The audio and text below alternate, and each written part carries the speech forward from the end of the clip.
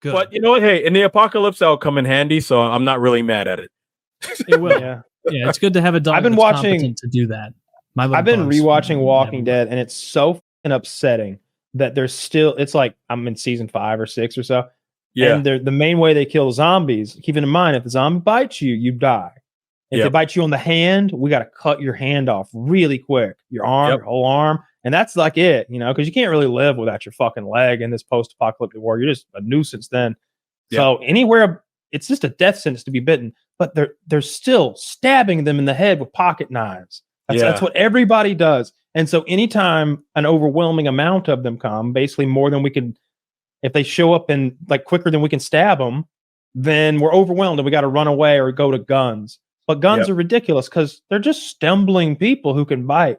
And it's like, why did they never make some bite-proof armor? Because a good motorcycle outfit is fully bite-proof.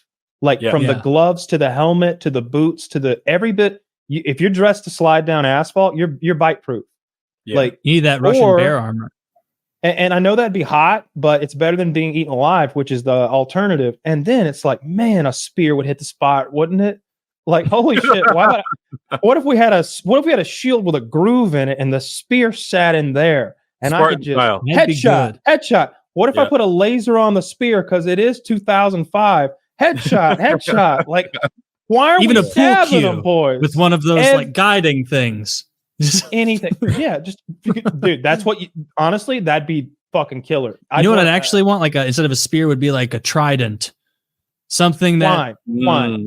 But so that way there's like it's wider. You could hit multiple at the same time if they're kind of like a pitchfork. Stuck would be good. More easily. Barbs on the end. You don't want it to get stuck in the head though. A pitchfork then. You imagine more of a pitchfork point on the end. Yeah, pitchfork would be good. And that way, like if it has inertia and it's coming towards you or something, I wasn't kidding about the laser sight. It's gonna stop it on the rounded part. It's not going to like fall through your whole spear and you're like, oh fuck, now I got half my spear sticking through the zombie head and I can't break it because the skull's not rotted enough. Just like a little pop pop pop pop. You want me to tell you something that'll screw your head up? Because I'm a huge zombie fan. I watch everything zombie related. But one thing that it's really nerdy of me, but I think is valid point. One thing that they don't use in the apocalypse movies that would really happen in real life is mode of transportation. And you always see horses and you always see, Daryl Dixon on his cool Harley looking bike and stuff. Mm-hmm. But in reality, everybody would be using bicycles. Why don't you ever see people using bicycles in zombie movies? Think about it. Probably because like the people on the show are like, no, that's not cool enough. Exactly. It would. Exactly. You don't want to see Daryl Dixon riding around on a Schwinn bike with, I don't think I would. Stuff. I think I'd want to be on foot. No. We're talking about like the cities and stuff. Yeah, having a bike would be helpful. No, I'd do like mountain biking. We're talking about post-apocalypse, I suppose, sort of Walking Dead zombie style thing and getting around. I mean, I think I'd want a motorcycle with some storage on it. Well, stand by. It's important. Are there zombies though? Yeah, motorcycles. Yeah, we're talking about a zombie. I like cars, man, and I'm a bike guy. But gas doesn't last that long. Oh, does it last longer? Well, is it walking? All right, I was. No, he means like a physical, like pedaling bike, like that. Yeah, I'm talking like a bicycle. Wolf does. I don't think that's what Kyle said. Yeah. Well, I guess I was using the Walking Dead fake scenario where gasoline lasts forever, and we always find enough for Daryl Dixon's motorcycle and our Hyundai Sonata. Ultimate car of the post-apocalypse. Do you think they still get? Sonata is. You're like, oh, we're 2008 Hyundai Sonata, and the apocalypse started in 2005. What's going on, Rick? What's going on? God, the apocalypse was so much more boring after we lost our XM free subscription. 4 months into it. Like, remember what, Rick? We don't have much water, but make sure that Sonata's polished up, nice and shiny. We got to pay the bills. And that show is already the biggest show on TV. Those fucking cocksuckers. Yeah, like I'm telling you, Keegan and his crew. Was it Keegan, the guy with the bat? Megan, and all the guys, they'd be all on BMXs riding around, like 20 of them. All right, so if we're in a world where, and I think it is the case, like I think if you want a car, gasoline goes dead, and so I don't know where you get more. I don't know if there's a way to store gasoline where it doesn't go dead, And the same's true for diesel. What would work is any kind of vehicle that was rigged up to run on propane. You know, a lot of city buses here in Atlanta run on propane. And, you know, you can get propane anywhere in vast quantities. And it's easy to get it from, you know, there's facilities, is what I'm saying, Woody. And they're easy to find because it's like, look at that gigantic white bubble of, you know, propane over there. So you could and it'd be easy to get it from the big tank to a medium tank to a small tank if you needed to. And, you know, you figure it out. I worry that it's dangerous. Like, which part? I don't know. I'm thinking in a Mad Max scenario where like the warlords control the fuel supply. It might go down like that. I mean, there's just propane everywhere in the South, you know, like those tanks in people's backyards, and there's propane grills everywhere. I don't know how propane accessories. Like if you think about, think about it. At my house right now, there's 3 of those fucking things of propane. Yeah. And I've seen those trucks that run on that. Like, you just fucking screw right in. Like, that would be ideal. I kind of like the notion that Kyle's in a school bus. Well, not the school bus, but the city they make bus. normal size vehicles. Yeah. They make trucks, like a car, a motor vehicle of normal size and capacity that runs on propane. But a man of your stature should have a bus. Pump it out, though. A bus. You should be a cult leader. There should I would also be... love to be a cult leader. It's hard to get up. You think you've got what it takes? It's hard to make a charisma stat to get that. You can't get that charisma roll because the enemies have too much of a modifier on them. It's too easy because it's not the movies for people just to blow you away and take all your shit, because that's always option B. So you got to somehow initiate dialogue without them immediately going to option B, and then convince someone who apparently has an advantage over you, because it's going to never happen like in the movies where 2 people point guns at each other and then start talking. That shit's never happened ever. I can't imagine. No. Somebody turns around, there's guns pointed at them, and they're moving to point guns. Everyone dies now, or more likely, everyone who has, those people with less guns die. The people opt to talk die. Yeah, you don't want to be talking to anybody, know. So the idea of getting a cult together, like you might get I don't know, it'd be so hard to trust anybody or about any fucking thing because you're all in the same scenario where you know what it's like. You'd lie. Lie if you played enough DayZ to know that I won't last. Bro. I will trust someone, and it won't work out well. Yeah, I'll think I've made a friend, and then I'll be in a stew pot. Exactly. Before long, I'm on my knees, and he's asking me to squeal, or he's going to take all my things. And I'm like, no, you don't want to eat me. I'm disgusting. Like, I think there could be a scenario where one man met another solo man, and we could come to an agreement. And I could believe in that.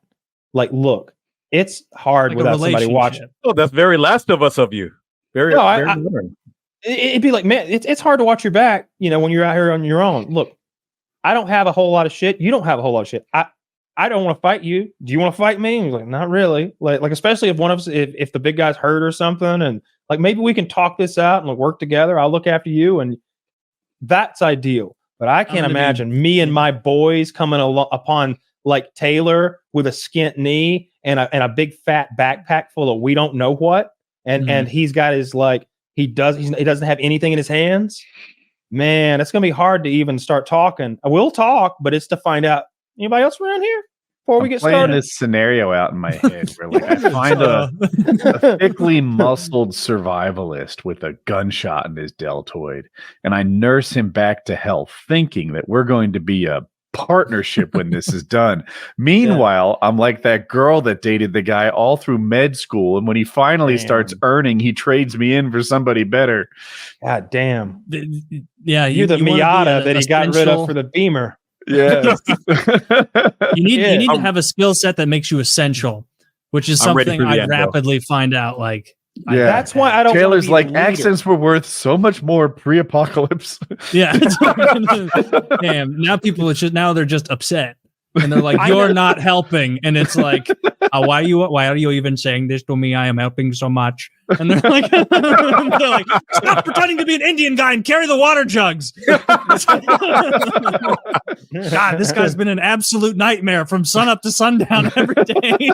I would just really appreciate someone just to watch my back while I slept, or someone that had another skill set that I just didn't have at all. And I know some stuff. I know where a lot of guns are stored.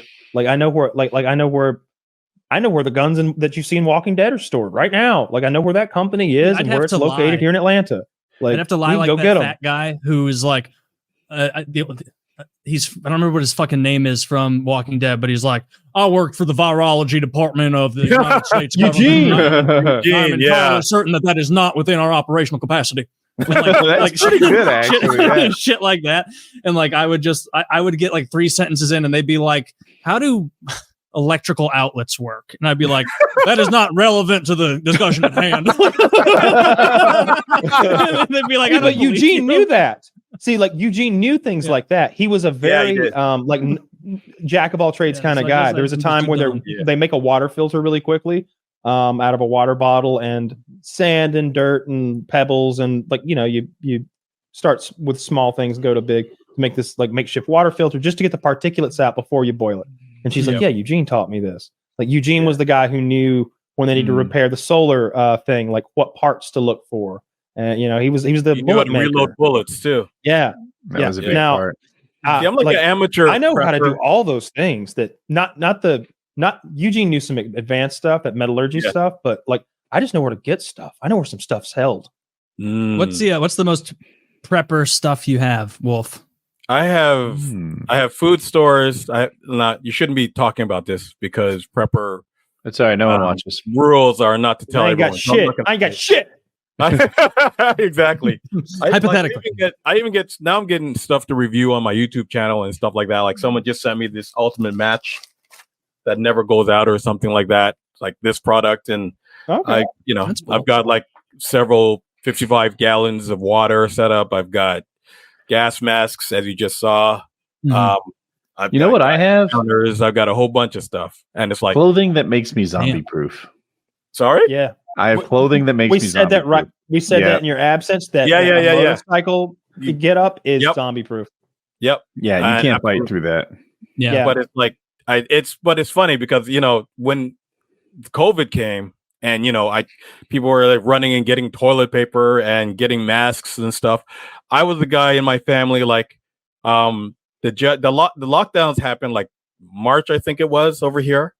And I said in January, I sent a text. I think I still have it on my phone. I sent a text because I already have like several boxes of the masks. And I said, you guys need to buy these now for a box of 20. They're $9 at Home Depot. Go pick some up. Right. And they're laughing at me. Oh, Wolf, you're always doing your weird prepper stuff and your weird, saving water and all this stuff.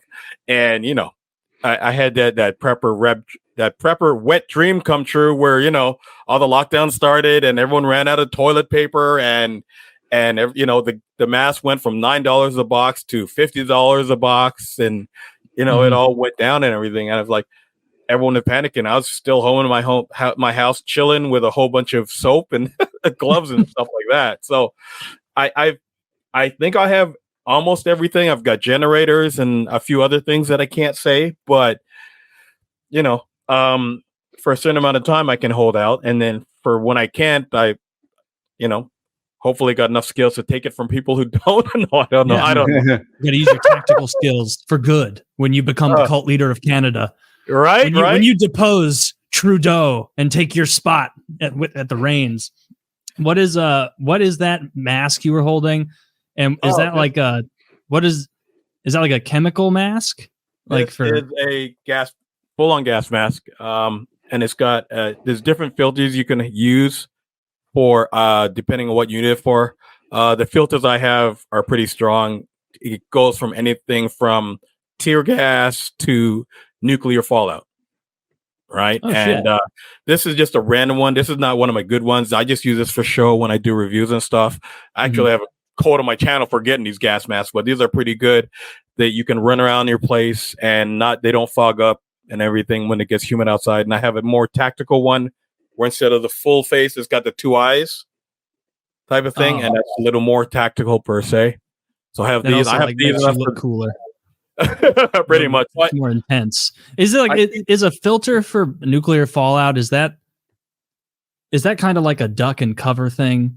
Like if you how are you like, because if it's fucking everywhere, I feel like you're dead anyway, right?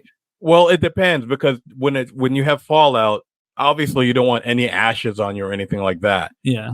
But you're going to go out. You can't just use a mask alone. You're going to need a full on suit. You don't need like technically a hazmat suit. You just need like a really strong bodysuit.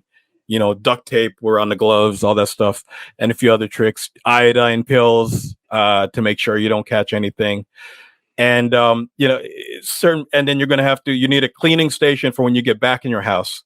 So if you get to your house, you need a cleaning station at the front to wash all the stuff out because it's still radioactive.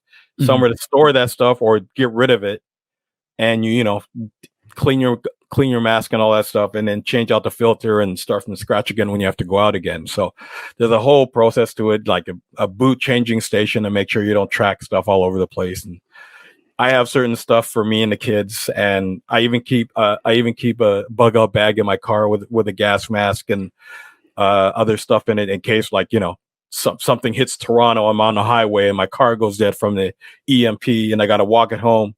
I can put on certain things that I keep in my car, my gas mask and a suit, and walk home. I even keep a skateboard in the car so I can get home faster. But the EMP goes off. Like, think of how fast everything goes to shit. No really internet, fast. No news, no really communication with your family, your friends. Like, everyone is instantly atomized and separated. Like, it would go mad instantly. And you know what? COVID taught me a lot about human interaction and how quick people would turn on each other. And it's like, remember, supermarkets only carry enough food for 3 days. Yeah. That's it. You know what I mean? Like, people keep thinking, you're watching movies and they'll go to the supermarket. Like, look at how quickly food ran out during COVID. Like, really fast. Like, stuff the shelves are empty instantly. And you know what I mean? Yeah. And it's scary. And it's like, and 90% of people don't know how to take care of themselves, when it comes to stuff like that. And I'm not one of those paranoid guys, but I'm like, I was fine in my house for a good amount of time, not having to go anywhere and not, you know what I mean? Not worried about. I don't remember COVID like you do at all. Like, I remember a shortage on toilet paper, but otherwise I just had food delivered to my house. If you were lucky. Like, everybody was lucky. MP, how's that gonna happen? Well, okay, I was talking about COVID though. Like, I feel like you're like, hey, you know what? My prepper thing really turned out to be, money in the bank when COVID hit. And I'm like, really? I just used a bidet and had fucking luxuries delivered to my house all the time. Wolf, he just used being rich to solve that whole thing. It wasn't an issue if you're rich. You know what? Like, he said, it's a joke, and I get it. It's good, but if being rich solves the problem, it wasn't an apocalypse. It wasn't even a real big problem. No. It wasn't even close to an apocalypse. I mean, COVID was just like a quiz. It wasn't even a test. You know what I mean? Okay, like, it was like the bare minimum of what could happen. And people it was just a toilet paper shortage. And there was certain foods you couldn't get. There was certain meats you couldn't get. The trucks were running behind and stuff like that. There was certain I remember certain medicines you couldn't get. A shelf that held my dumbbells was slow in shipping. That was probably my biggest COVID sacrifice. It's devastating. I was mad. Meanwhile, people like losing their jobs, having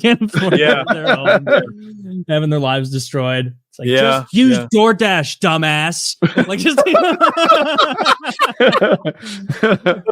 like again, I'd never compare that to like a real apocalypse scenario, but at the same time, like I just watched how people treated each other overall, and it was like, people fighting over toilet paper in the lineups, and getting big balls of water, and people fighting about like there's like bottled water shortage at some point in certain places, and and it depends if you're rural or by cities.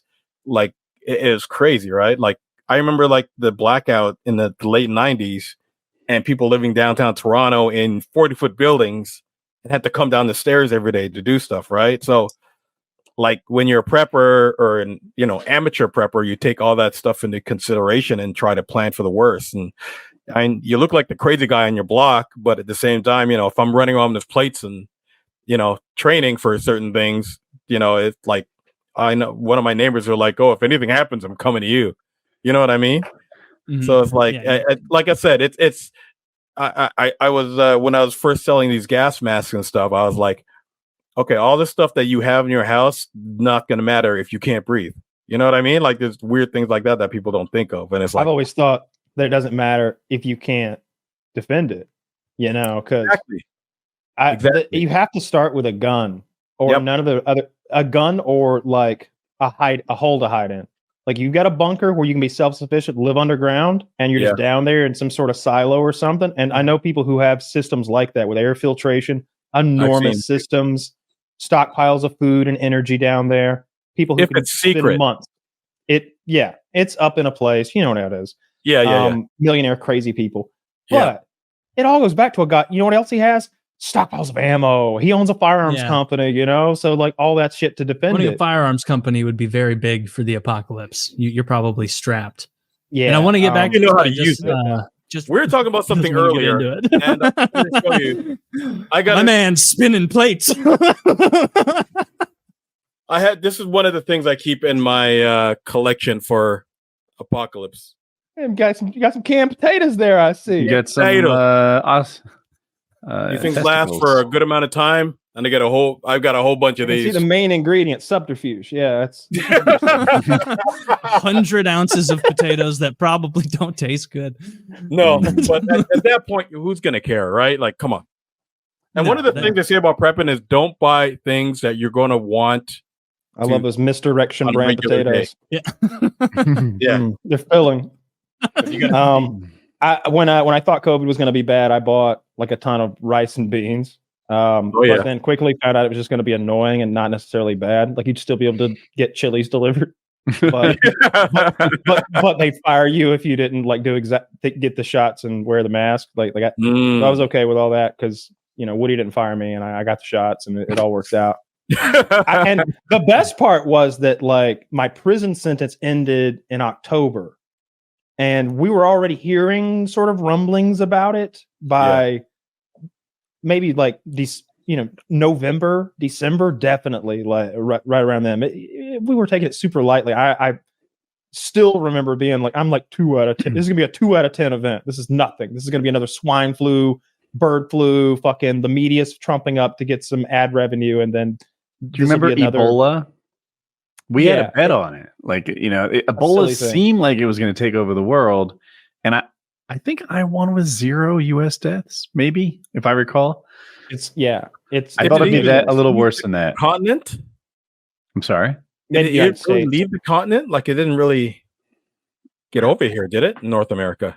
I think what he's talking is there was like a news story about Ebola here or something, or maybe an outbreak. Or I think someone came over on a plane, didn't die, and it was the train derailment of the week. It was what we were all discussing and trying to figure out if it was going to poison us or not, and whether we needed to do this or that. And every time it's always been, nah, you shouldn't have worried about it. They were full of it, and then it turned out they meant it this time. But it still didn't turn into Mad Max. It just turned into like a more boring version of us. With it turned into. Listen. You have to stay inside and play video games. I'm like, you know what? Wait, all right.